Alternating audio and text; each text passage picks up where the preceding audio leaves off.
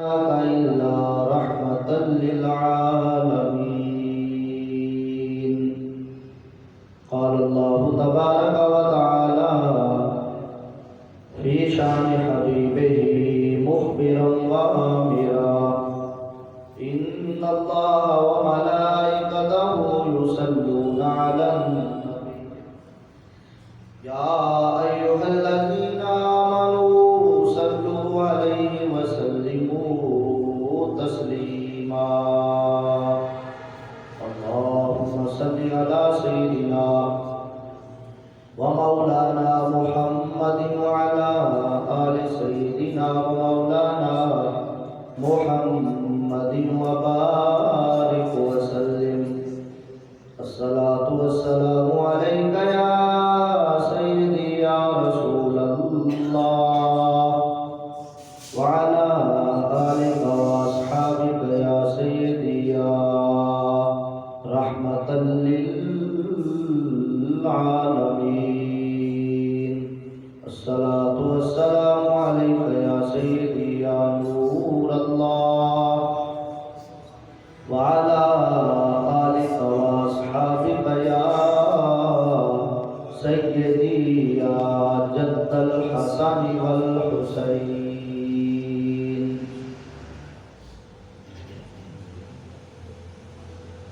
اللہ تعالیٰ کی حمد و ثنا، نبی مکرم شفیع معظم نور مجسم جانے کائنات احمد مجتبی حضرت محمد مصطفیٰ صلی اللہ علیہ وآلہ وسلم کی بارگاہ میں ہدیہ درود و سلام پیش کرنے کے بعد میرے نہایت ہی واجب الاحترام بزرگوں، دوستوں، عزیز بھائیوں،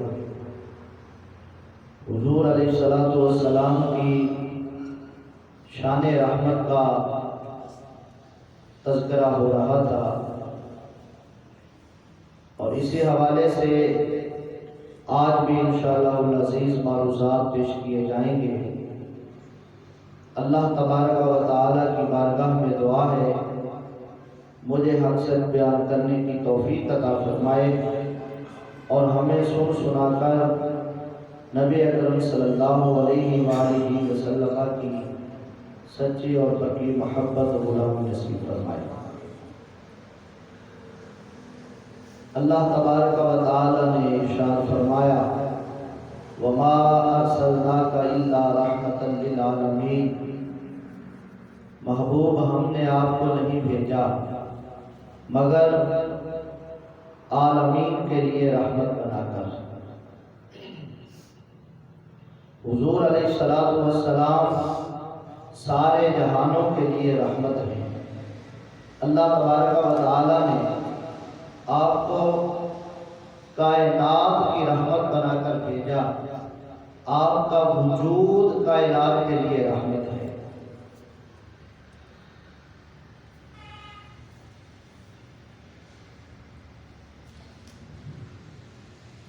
جب وجود کہا تو آپ کا جسم بھی عالمین کے لیے رحمت ہے، آپ کا قلب انور بھی عالمین کے لیے رحمت ہے، آپ کا خون مبارک بھی عالمین کے لیے رحمت ہے، آپ کے اعصاب بھی عالمین کے لیے رحمت ہے، آپ کا گوشت مبارک بھی عالمین کے لیے رحمت ہے، آپ کا گوشت مبارک بھی رحمت ہے، گوشت جن ہڈیوں پر ہے وہ ہڈیاں بھی رحمت ہے۔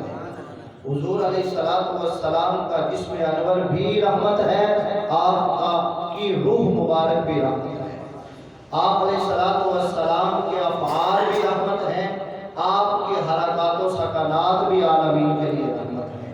آپ علیہ السلام کا اس جہان میں ہونا بھی رحمت ہے، اور اس جہان سے پردہ کر کے گنبد خضرا کے اندر لیٹنا اور آرام کرنا بھی عالمین کے لیے رحمت ہے۔ آپ کی زندگی مبارک بھی رحمت ہے، آپ کا وصال مبارک بھی رحمت ہے، آپ کا مکہ المکرمہ میں ہونا بھی رحمت ہے، آپ کا مدینہ المنورہ میں تشریف لے جانا بھی رحمت ہے، آپ کا اس دنیا سے عروج کر کے اللہ کے دربار میں معراج کی رات پہنچنا بھی عالمین کے لیے رحمت ہے۔ تو حضور علیہ السلام کے وجود کو اللہ نے عالمین کے لیے رحمت بنا دیا ہے۔ علامہ سید احمد سعید قاسمی شاہ صاحب رحمۃ اللہ تعالی علیہ اہل سنت و جماعت کے علماء میں ایک بہت بڑا نام ہے ان کا۔ یہ سبق پڑھا رہے تھے تو کچھ شاگردوں نے ایک سوال کیا کہ حضور آپ ہمیں کوئی ایک ایسی آیت بتا دیجئے کہ جس ایک آیت کے اندر نبی پاک صلی اللہ علیہ وآلہ وسلم کی بہت ساری عظمتوں کا ذکر آتا ہے اور ہمارے اہل سنت و جماعت کے عقیدوں کی عکاسی بھی ہو جائے، حضور کی عظمتیں اور شانیں بھی بیان ہو جائے، اور ہمارے جو عقیدے ہیں اہل سنت و جماعت کے وہ بھی اسی ایک آیت سے واضح ہو جائے۔ ایک ہی آیت ایسے بتائیے۔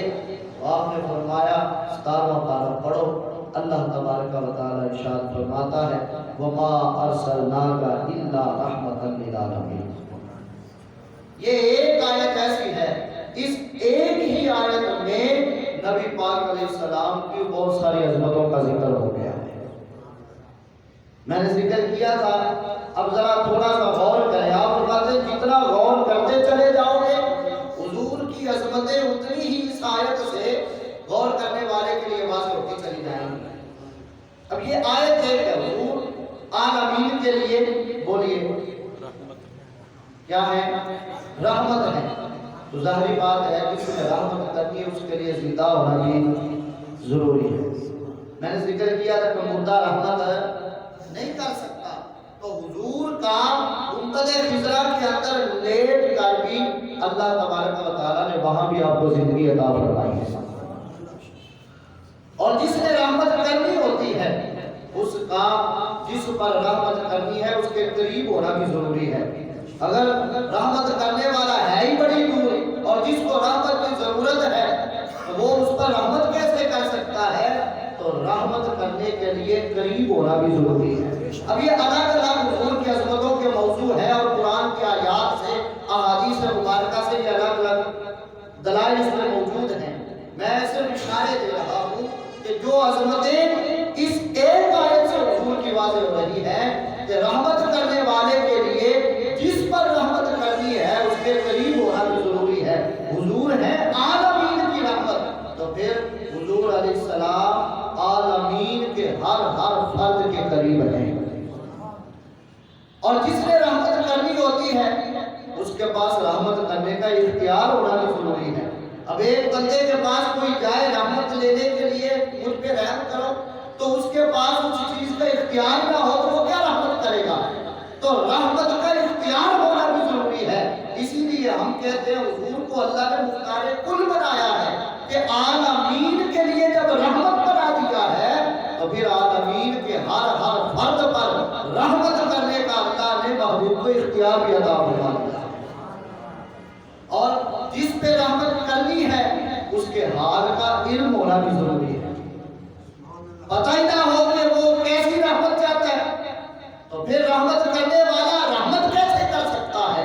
تو جس پر رحمت کرنی ہے اس کے حال کا علم ہونا بھی ضروری ہے۔ تو اس آیت میں ہمیں بتایا اللہ تبارک و تعالیٰ نے جب محبوب کو عالمین کے لیے رحمت بنایا ہے تو پھر عالمین کے ہر فرد کے حال سے محبوب کو باخبر بھی فرما دیا ہے۔ آپ مخلوق کے ہر فرد کے حال سے بھی واقف ہیں کہ آپ عالمین کے لیے رحمت ہیں، آپ باخبر ہیں عالمین کے ہر فرد کے حال سے آپ باخبر ہیں۔ البدایہ و نہایہ میں مشکاہ شریف میں یہ روایت موجود ہے۔ حضرت یعلا بن قرہ رضی اللہ تعالیٰ عنہ بیان کرتے ہیں کہ میں نبی پاک علیہ السلام کے ساتھ ایک سفر میں تھا اور آپ حضور کے 3 کمالات کا ذکر کرتے ہیں کہ اس ایک سفر کے اندر میں نے حضور کے 3 کمال دیکھے ہیں ایک ہی سفر میں۔ وہ کیا کہتے ہیں؟ اب میں نے ذکر کیا کہ حضور عالمین کے ہر فرد کے حال سے باخبر ہے۔ اب دیکھیے گا حضرت یعلا بن قرہ کہتے ہیں میں نے پہلا یہ کہ نبی اکرم صلی اللہ علیہ وآلہ وسلم نے ایک جگہ پہ ہم ٹھہرے، حضور نے فرمایا میں کچھ آرام کرنا چاہتا ہوں، ٹھیک ہے۔ یا نبی اللہ کہتے ہیں میں بیدار تھا، نبی پاک علیہ السلام آرام کرنے کے لیے لیٹ گئے، تو ایک تھوڑے سے فاصلے پر درخت تھا، حضور آرام فرما رہے ہیں اور وہ درخت ہے، اس درخت کو میں نے دیکھا کہ ایک دم ہلنا شروع کر دیا۔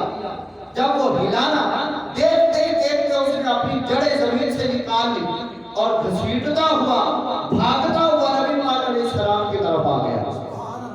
میں ڈر گیا کہ کہیں حضور پہ گر نہ جائے، جب آیا نا حضور کے قریب تو حضور کے قریب آ کر جھک کر کھڑا ہو گیا، تھوڑی دیر کھڑا رہا، پھر واپس چلا گیا، اپنی جگہ پہ جا کے کھڑا ہو گیا۔ حضور علیہ السلام بیدار ہوئے، میں نے پوچھا آقا یہ درخت کیوں آیا تھا؟ اب یہ دیکھئے نا، حضور آرام فرما رہے ہیں اور یعلا بن مرہ بیدار ہیں، تو حضور کے بیدار ہونے پر یعلا بن مرہ حضور کے صحابی پوچھے آقا بتائیے یہ درخت کیوں آیا تھا؟ تو یعلا بن مرہ حضور کے صحابی کا سوال کرنا یہ بتاتا ہے کہ صحابہ کا عقیدہ یہ تھا کہ نبی پاک علیہ السلام بیدار ہو تو پھر بھی کائنات کے ہاتھ سے واقف ہے، اور اگر آرام فرمانے کے لیے لیٹے ہوئے ہو تو پھر بھی جو آتا ہے اور کس مقصد کے لیے آتا ہے آقا علیہ السلام یہ سب کچھ جانتے ہیں۔ یعلا بن مرہ کا سوال کرنا یہ بتا رہا ہے، اور پھر سوال کیا۔ حضور علیہ السلام بیدار ہونے کے بعد یہ بھی نہیں کہہ رہے کہ بھئی بیدار تو تھا، میں تو آرام کر رہا تھا۔ حضور نے بھی ایسا نہیں فرمایا، بلکہ آقا نے فرمایا اے یعلا یہ ایسا درخت ہے کہ اس نے مجھے اب قریب آتے ہوئے جب دیکھا نا تو اس نے اللہ کی بارگاہ میں عرض کی مولا مجھے اجازت عطا فرما، تیرا رسول اب میرے قریب آ چکا ہے تو میں ان کو سلام کرنا چاہتا ہوں۔ تو اللہ تعالیٰ نے اس درخت کو اجازت دے دی، یہ مجھے سلام کرنے کے لیے آیا تھا۔ اب دیکھیں یہ حضور علیہ السلام کا کمال ہے کہ آپ چونکہ عالمین کے لیے رحمت ہے، اور عالمین کے اندر درخت بھی ہیں، عالمین کے اندر یہ درخت بھی آتے ہیں، تو آپ جب آرام کر رہے ہیں یہ آتا ہے درخت، آپ اس کے حال سے واقف ہیں کہ یہ درخت کیوں آیا ہے، مقصد کیا ہے، تو آپ فرماتے ہیں اللہ سے اجازت لے کر مجھے سلام کرنے کے لیے آیا ہے۔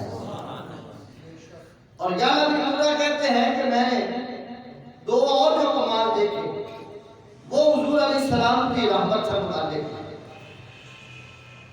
یہ کمال دیکھا کہ ہم جا رہے تھے کہ ایک اونٹ، اور بھی لوگ تھے وہاں، ان کا اونٹ وہاں تھا، اس کی آواز اس نے نکالی، حضور کو جب پاس سے گزرتے دیکھا نا اس اونٹ نے آواز نکالی، حضور علیہ السلام رک گئے، آپ اس کے قریب ہوئے تو اس نے پھر آواز نکالی۔ اب مجھے تو نہیں سمجھ آ رہی تھی، نبی پاک علیہ السلام نے آواز دی اس کا مالک کون ہے؟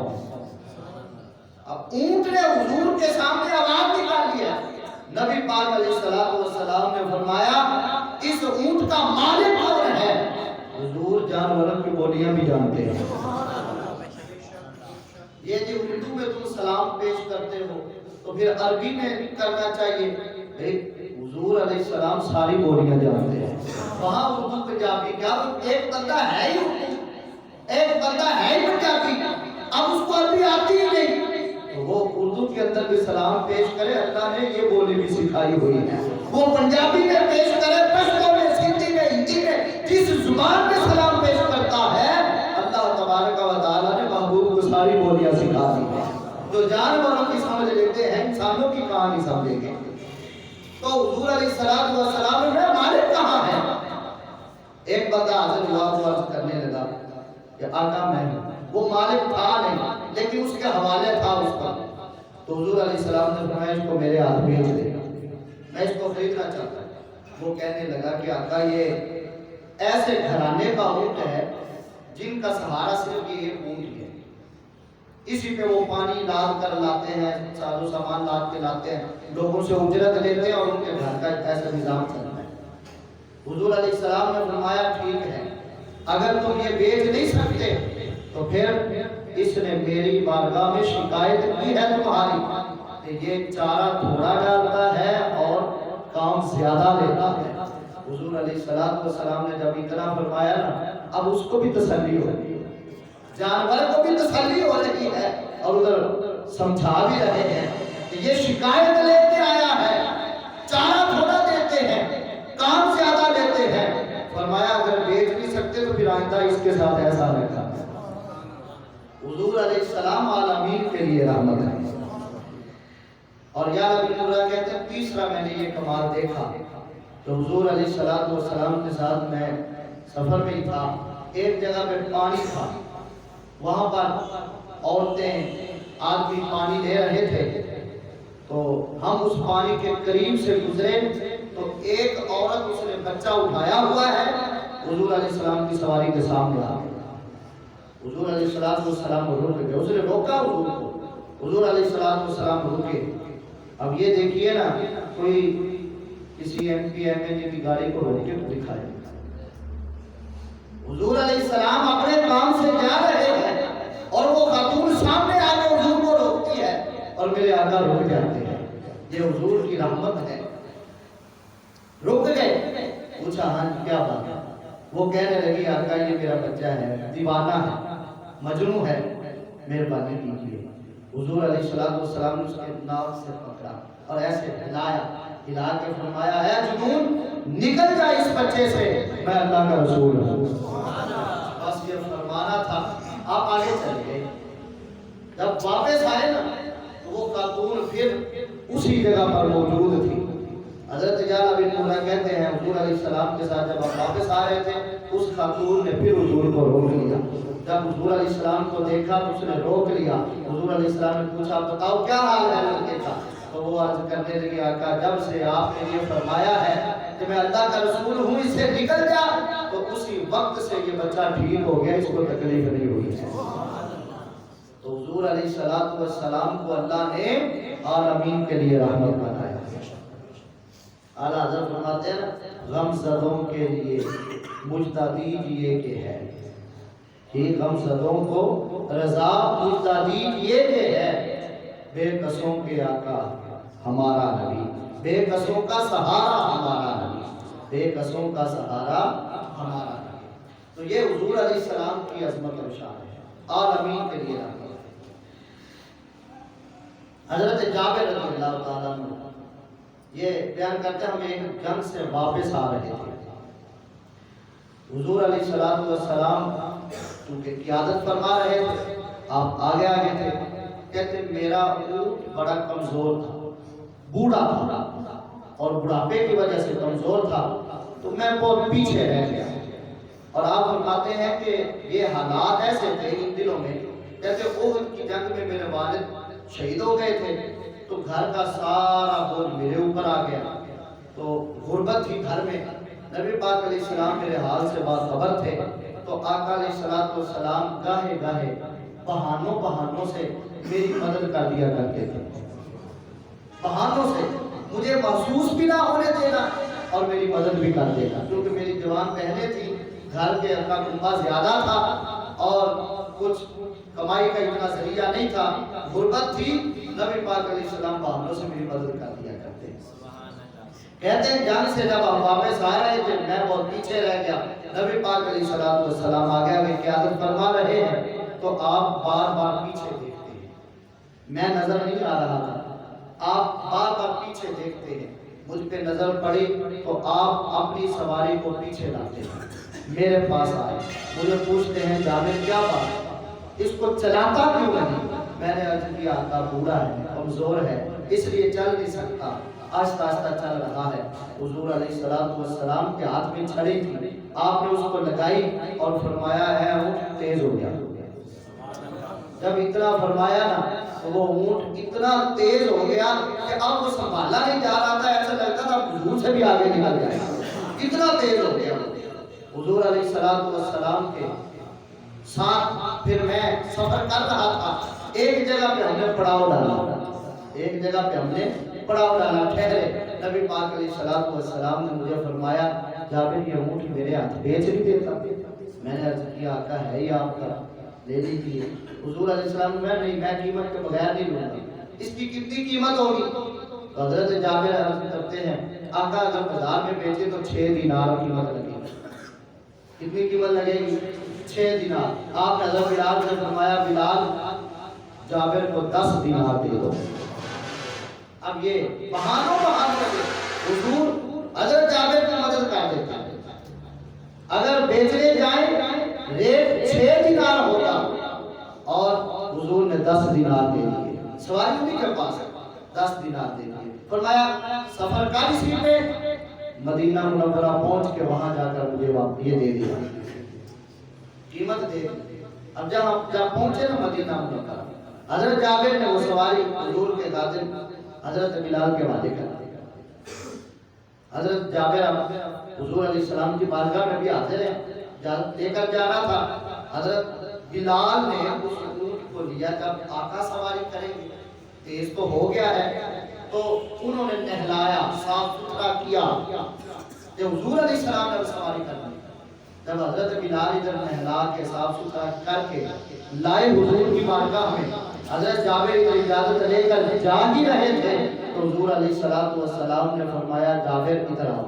حضرت جابر واپس حضور کی بارگاہ میں آئے، فرمایا جب بندہ تحفہ دیتا ہے نا اپنے مسلمان بھائی کو تو اس سے محبت بڑھتی ہے، اس سے محبت بڑھ جاتی ہے۔ یہ اونٹ تیری ضرورت کا ہے، ہم نے تجھے تحفے میں دے دیا ہے۔ یہ دیکھیے حضور علیہ السلام کی رحمت، حضرت جابر کو قیمت بھی دی ہے اور جب جا رہے ہیں تو وہ اونٹ بھی انہیں ہبہ کر دیا ہے۔ یہ حضور علیہ السلام کی رحمت ہے۔ آپ کو اللہ تبارک و تعالیٰ نے عالمین کے لیے رحمت بنا کر بھیجا ہے۔ اور حضرت عباد رضی اللہ تعالیٰ عنہ یہ حضور علیہ السلام کے صحابی ہیں۔ قحط سالی کا زمانہ تھا مدینہ منورہ میں۔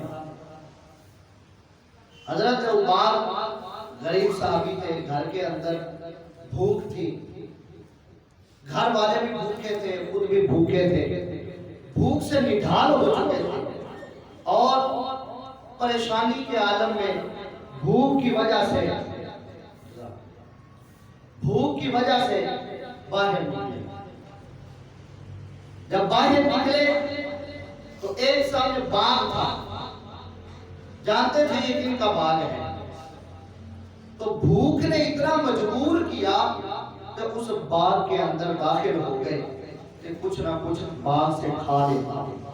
جب گئے مالک تھا نہیں، ایک خوشا کھجوروں کا کچھ انگور اتار لیے اس باغ سے، جب حاصل کر لیے، بھوک خود کو بھی بڑی زیادہ تھی، گھر والے بھی بھوکے تھے، تو کہا کہ کچھ خود کھاتا ہوں، باقی گھر والوں کے لیے دیتا ہوں۔ اب کچھ اتارے کھائے خود، باقی جو بچ گئے وہ ایک کپڑے میں باندھے، اب لے کر جانے لگے کہ مالک باغ کے اندر آ گیا، پکڑے گئے، مالک نے پکڑ دیا، برا بھلا بھی کہا، مارا بھی، سزا بھی دی۔ اچھا بھلا انسان ہو کے چوری کرتا ہے، پوچھ کے لے لیتا، اب جواب ہی کوئی نہیں تھا، پکڑے گئے تھے اور وہ پیشہ ور چور تو تھے نہیں کہ بھاگ جاتے، یہ بھوک نے پریشان کیا تھا۔ تو حضرت عباد رضی اللہ تعالیٰ کو سزا بھی دے دی مالک نے، برا بھلا بھی کہہ دیا، ہاتھ سے پکڑا، نبی پاک علیہ السلام کے دربار لے گئے۔ آقا اس نے اس طرح میرے باغ سے چوری کی ہے، میں نے کوئی اوپر سے پکڑ دیا اس کو چوری کرنے۔ اب چاہیے کیا تھا کہ نبی پاک علیہ السلام اس کو سزا دیتے، اس کے لیے کوئی سزا کا اعلان ہوتا۔ نبی پاک علیہ السلام نے اس سے پوچھا بتاؤ کیوں ایسا کام کیا؟ وہ کہنے لگے آقا بھوک نے اتنا پریشان کیا کہ میں مجبور ہو گیا، میں معذور تھا۔ حضور علیہ السلام اب مالک کی طرف رخ کرتے ہیں اور اسے فرماتے ہیں تجھے تو پتا تھا کہ یہ بھوکا ہے، اس کے گھر والے بھوکے ہیں، پھر بھی تم نے اس پہ ظلم کیا، تجھے اس کا چہرہ دیکھ کر تجھے اس کا خیال آیا اب وہ حضور کا جلال دیکھ کر پریشان ہو گئے. جب پریشان ہوئے اب عرض کرنے لگے آقا بتائیے اب میرا کفارہ کیا ہے؟ جو میں اس کے ساتھ یہ کام کر چکا ہوں اس کا کفارہ کیا ہے؟ نبی پاک علیہ السلام نے فرمایا پہلی بات تو یہ ہے جو کھجورے اور انگور اس نے کپڑے میں باندھے تھے وہ کپڑا کھجوروں اور انگوروں والے سے واپس کر دو. آسمان اللہ کا کیا کرو کی چوری ہے چور اور پکڑا گیا ہے. نبی پاک علیہ السلام کی بارگاہ میں چور سامان سمیت کی بارگاہ میں آ گیا, لیکن آپ کیا فرماتے ہیں کہ اس کو وہ واپس کیا آقا اور فرمایا اب کفارہ پھر پورا ہوگا کہ 2 اونٹ سامان سے بھرے ہوئے اس کو دے اس کے گھر والوں کے لیے. دیکھیے ہے چور حضور کی بارگاہ میں آ رہا ہے تو اس کو بھی نواز دیا ہے. اور اس میں صرف حضرت عباد کے لیے رحمت نہیں ہے بلکہ ساری امت کے لیے حضور کا رحمت کا پیغام ہے. آپ نے یہ فیصلہ کر کے قانون بنا دیا ہے کہ اگر کوئی بھوک کی وجہ سے کسی کی چوری کر لیتا ہے اور مالک کو پتہ بھی چل جائے کہ یہ بھوک کی وجہ سے کر رہا ہے اور پیشہ ور یہ چور نہیں ہے تو اس پر حد نہیں لگے گی, اس کو سزا نہیں ملے گی. کیوں؟ اس لیے کہ یہ بھوک کی وجہ سے جان بچانے کے لیے اس نے یہ ناجائز کام کیا. تو جان بچانے کے لیے جو یہ کام کر رہا ہے تو اس پر اسلام کی جو حد ہے کہ چوری کرنے والے کا ہاتھ کاٹ دیا جائے تو وہ سزا اس کو نہیں دی جائے گی. یہ امت کے لیے حضور نے قانون بنا دیا ہے. جو بھوک کی وجہ سے مجبور ہو کر کسی کی چوری کر لیتا ہے تو اس کو اس طرح کی سزا نہیں دی جائے گی. تو یہ حضور علیہ السلام کی رحمت کا پہلو ہے. اس طرح بے شمار واقعات ہیں جن کو ہم بیان کرتے چلے جائیں تو نبی پاک علیہ السلام کی رحمت ہمارے سامنے واضح ہوتی چلی جاتی ہے. اللہ تبارک و تعالی نے آپ کو عالمین کی رحمت بنایا ہے. آپ پوری کائنات کے لیے رحمت ہیں. جب آپ مسجد نبوی شریف میں خطبہ دیتے تھے اس طرح حنانہ یہ ایک تنا تھا حضور کا, خشک تنا, اور کچھ بھی پھلدار تو تھا نہیں. حضور علیہ السلام اس سے کام کیا لیتے تھے کہ جب آپ خطبہ دیتے تو اس کو ہاتھ لگاتے تھے, اس کو ہاتھ لگاتے تھے. جب منبر شریف بن گیا اب آپ خطبہ منبر پر دیتے ہیں تو جب پہلی بار اس کو ہاتھ نہ لگا اور آپ منبر پہ جلوہ فروز ہوئے تو اس سے حضور کی جدائی دیکھی نہ گئی. اب دیکھیے حضور سے کیونکہ کائنات کے لیے آپ رسول بن کے آئے, کائنات کے لیے رحمت بن کر آئے, تو پھر کائنات کی ہر چیز جانتی ہے کہ یہ میرے رسول ہیں. یہ وہ خشک تنا تھا, اس میں کچھ بھی نہ تھا, لیکن حضور کی جدائی اس سے برداشت نہ ہوئی. حضور علیہ السلام منبر پہ جلوہ فروز ہیں اور کسی کے رونے کی آواز آ رہی ہے, ایسے جیسے بچہ سسکیاں لے کے روتا ہے اس طرح وہ سسکیاں لے کر رو رہا ہے خشک تنا, لیکن حضور علیہ السلام کے ہاتھ مبارک لگ کے اس کے اندر بھی جان آ چکی ہے. جاندار کی طرح سسکیاں لے کے رونے لگا. حضور علیہ السلام نے جب ملاحظہ فرمایا, ادھر ادھر دیکھا, کسی کوئی رونے والا تو نظر نہیں آ رہا, تو پھر اس پہ توجہ ہوئی تو وہ رو رہا تھا. حضور علیہ السلام نے پھر اس پہ رحمت بھی کی, اس پہ رحمت بھی کی کہ اگر تو چاہتا ہے تو تجھے یہی رہنے دیتے ہیں, یہی نوازتے ہیں, اور اگر تو چاہتا ہے تو تجھے جنت میں پہنچا دیتے ہیں. اب یہ حضور علیہ السلام کی رحمت تو ہے, لیکن حضور علیہ السلام کا اختیار بھی دیکھیے نا. بھئی ہم تو حضور کے غلام ہیں, ہمیں تو حضور کے صدقے انشاءاللہ جنت ملے گی. جو درختوں سے فرما رہے ہیں اگر تو چاہتا ہے تجھے جنت پہنچا دیتے ہیں, تو جو ان کا کلمہ پڑھنے والے ہیں, ان سے محبت کرنے والے ہیں, ان کی غلامی میں جینے والے, ان کی غلامی میں مرنے والے ہیں, تو یقیناً حضور ان پہ بھی رحمت فرمائیں. حضور علیہ السلام نے فرمایا تو اگر چاہتا ہے تو یہیں پر رہنے دیتے ہیں, اور اگر یہیں نوازتے رہتے ہیں تجھے ہم اپنے سے جدا نہیں کرتے, اور اگر چاہتا ہے تو جنت میں پہنچا دیتے ہیں. پھر اس نے جنت میں جانا پسند کیا. کیوں؟ اس لیے کہ وہ جانتا تھا کہ حضور کا بھی حقیقی مقام تو جنت ہی ہے نا. وہ حضور کی جدائی یہ جو اس نے مانگا ہے مجھے جنت میں پہنچا دیجئے. در حقیقت حضور کی جدائی نہیں اس نے یہ مانگی بلکہ ہمیشہ کا حضور کا ساتھ جنت میں مانگے. کہا جنت میں پہنچا دیجئے. تو پھر حضور علیہ السلام نے اس کو اتروایا اور پھر اللہ تبارک و تعالیٰ کے اس حکم سے یقیناً وہ جنت میں پہنچا. یہ حضور علیہ السلام کی رحمت ہے. اتنا یہ وسیع موضوع ہے حضور کی رحمت والا. اس کو ہم بیان کرتے چلے جائیں زندگیاں ختم ہو جائیں لیکن یہ موضوع بھی بیان نہیں ہو سکتا. در حقیقت یہ حضور کی عظمت اور شان ہے. حضور کی جس شان کو لے لیں زندگیاں ختم ہوئی قلم ٹوٹ گئے تیری توصیف کا ایک باب بھی پورا نہ. یہ نہیں ہو سکتا. وما علیہ البلاغ.